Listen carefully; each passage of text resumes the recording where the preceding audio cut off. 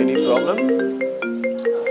বুঝতে পারছি না, লাস্ট কিছুদিন ধরে কিছু আননোন নাম্বার থেকে কল আসছে, সো এটা নিয়ে একটু টেনশনে আছি। নো টেনশন, এখন আমি চলে আসছি তো সব ঠিক হয়ে যাবে। হবে হয়তো, কিন্তু আপনাকে দেখার পর একটু সাহস পাচ্ছি। আর আমার হাজব্যান্ডের দিকে লোকজন আমাকে একটু ডিস্টার্ব করছে। কেন? অর্ণবের ইন্স্যুরেন্সের টাকা পাওয়ার পর থেকে ওর বাসার সবাই শোক ভুলে গিয়ে ওই টাকার লোভে পড়েছে। বুঝতে পেরেছি, আমি সব কিছুই দেখছি ম্যাডাম, আপনি টেনশন নেবেন না। আর ম্যাডাম একটা প্রশ্ন করতে পারি? অর্ণব সাহেব মারা গেলেন কি করে? একটা কার অ্যাক্সিডেন্টে। আচ্ছা বাদ দিন না, চলুন ভিতরে যাই।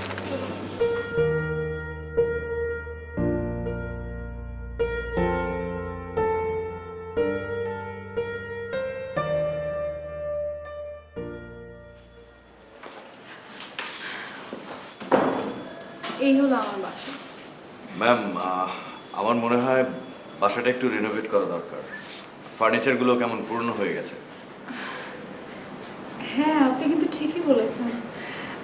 আচ্ছা ঠিক আছে, কাল পরশু একটা সময় ফ্রি হয়ে আমি ব্রাদার্স ফার্নিচার দোকানে গিয়ে কিছু অর্ডার দিয়ে দেবো। আর ওখানকার ফার্নিচার আমার খুবই পছন্দ। ঠিক আছে, বসুন না। জি।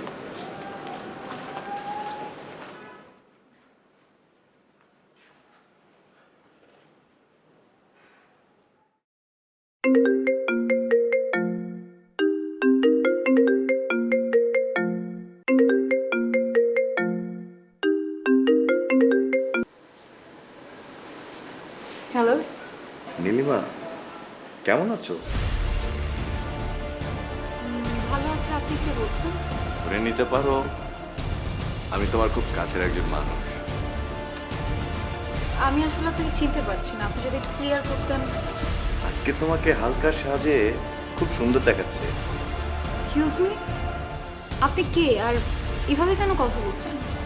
আসলে পুরনো কোনো কিছুই মনে রাখতে নেই। যেহেতু তুমি বেঁচে আছো, সো বাঁচার মতো করেই বাঁচতে হবে। সুখ দেখানোর জন্য সাদা পোশাক অথবা মন মরা থাকলে কি আর শোক সারা জীবন থাকবে? থাকবে না, কারণ মানুষ বেশি দিন একটা কিছু নিয়ে ভাবে না। তুমিও শোকের ছায়া থেকে বেরিয়ে আসবে। আসলে জীবনটা দুটো জিনিস দিয়ে গড়া, এক হাসি, দুই কান্না। এর মধ্যে আমাদের চলতে হয়। দুটোই আমাদের স্পর্শ করে, তবে দুঃখটা বেশি দিন স্পর্শে থাকে না। আশ্চর্য, আপনি আমাকে এগুলো কেন বলছেন? শোকের ঘোর থেকে বেরিয়ে আসার জন্য। লিসেন, আমার ঘোর আমাকে ভালো লেগেছে, আর আপনি কেন শুধু শুধু নিজে শোক বাড়াচ্ছেন?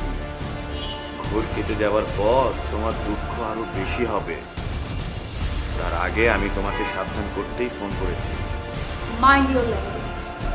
আপনি আমাকে তুমি করে বলছেন, আর সি আমি আপনাকে আপনি করে বলছি। সো নেক্সট টাইম আমাকে একটা